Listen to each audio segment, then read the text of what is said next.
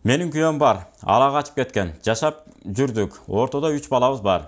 Тамактат кысат болчу. Тамактан алып кысат болчу. Адамдар келсе дасторкон жайба деп кечке эзиле берет. Балам ооруп кыйналганымда акча таппай койду. Москвага машина менен келдим. Кудайга шүгүр иштеп жатам. 2 жыл карабай койду. Не кылып атат, каякта жүрөт деп да ойлонбойт. Өзүм жалгыз башка жака баргандан тартынам. Көңүлүм калып кетти. Үйдөгүлөрүмө айткандан намыстанам. Эми Кудай таалам жеңилдик берсин, бирок жолдошуңузга айтпай дебей Москвага кетип калганыңыз болбойт. Айтсаңыз дагы, мисалы, мындай келишип, ыгы менен, жолу менен, анан кийин сапар тартуу керек болот. Аял киши жалгыз сапар тартып кеткен болбойт.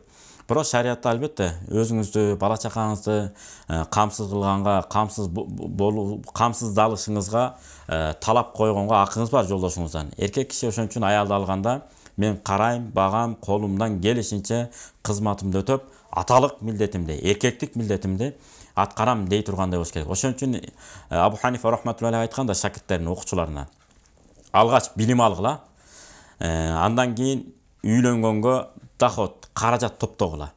Ошо топтогон каражатыңар андан кийин үйлөнгүлө деп. Демек үйлөнгөнгө каражат топтой ала турган эркек үйлөнүш керек. Үйлөнгөнгө каражат топтой албаган эркек ошого жараганга чейин үйлөнүүсүн кечиктирип турган жакшыраак. Себеби дегенде туура байып кетиш шарт эмес. Жок дегенде үйлөнгөнгө акча топтой алган бала үйлөнгөндөн кийин дагы ыхлас менен мурда 5 саат иштеген болсо кийин 10 саат иштегенге күчү дагы, даремети дагы, аң сезими дагы, сабыры да жетип калат экен. Эмне үчүн дегенде мен аялым бар, бала чакам бар, ушуларды карайын. Анан Кудай таалам өзү дагы эмне кылат? Береке берет үйлөнгөндөн, хадистердин негизинде. Ошондуктан шарият боюнча аял киши өзүнүн укугун, милдетин, аялдык энелик озыйпаларын мыкты деңгээлде өздөштүрүш керек. Ошол учурда турмушка чыкканга чейин. Кокус бирөө алып качам десем, эмне болуп атасың деп ойлогош керек. Билесиң, муну үчүн кандай жооп бересиң? Жогорку сотторго чейин мен кайрылам, үйдөгүлөр бар, эч эмоция калтырбай эле, күлүп жайнап эле. Койгула, азыр андай жапайычылыкты токтоткула. Мына үйдөгүлөр бар, мен ата энелүү кызмын, бир туугандарым бар. Ошолор менен кабарлашып, баарлашып, мына көрөлү, сүйлөшөлү. Жакса тием, мен деле силердей ошон эле балага тием, анан башка кандайга тийме келем деп кыз бала чечкиндүү сүйлөш керек. Ошондон анан өзүнөн өзү токтойт. Ким мен ала турган эркек? Міне өзүңө ишене албайсыңбы? Эмне үчүн алып качып атасың мени депчи. Кел жөн эле сүйлөшүп көрөлү. Балким сенин деңгээлиң менден аябай өйдө чыгат. Мен сага тең эместермин. Же болбосо экөөбүз бири бирибизге тең чыгабыз деп мындай хикмат менен, даанышмат менен сүйлөш керек. Мен сенден өйдөдүм десе анда туура эмес болуп калат. Балким менден деңгээлиң аябай өйдө болуп, менин мүнөзүм сага дал келбей калат. Балким келет. Мында сүйлөшүп көрөлү. Алып качкан ошол өзүңүзгө ишенбейсиз, ошон үчүн алып качып атасыз. Кой антпеңиз деп мында күлүп жайнап. Азыр заман телефон өнүгүп калган. Телефонду салам деле коркутпайлы. Мен азыр мен чалайын же өзүңөрдүн телефонуңарды бергиле, мен чалайын силердин телефонуңар менен. Чалып, кеңешип, сүйлөшүп, баарлашып көрөлү. Жылдызыбыз келишсе үйлөнөбүз, жылдызыбыз келишпесе үйлөнө албайбыз, кечирип кой деш керек. Себеби адам баласы бул дүйнөгө бир жолу төрөлөт, бир жолу жашайт, анан бир жолу кайтпас дүйнөгө кетет.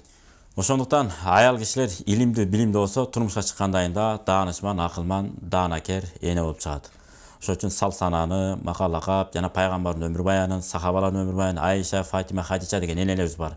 Ушулар жана башка дагы китептерди терең окуп койсо, эртеңки күнү алып качмак турсун, туура эмес көз караш менен муну карагандан дагы эркектер эмне кылат? Ыйба кылып тартынат.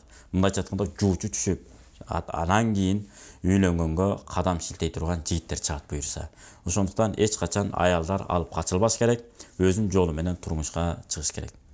Эми болор иш болуптур, боёсу каныптыр дегендей сабыр кыласыз, жолдошуңузду чакырып, кел оокат кылалы, антели ментели деп балага тарбия берүүдө адашуулар, балага туура эмес тарбия берүү жолдору, 365 күнгө сахабалар эскерүүлөр деген керемет китептер бар. Ушуларды алдырып алыңыз, окуңуз.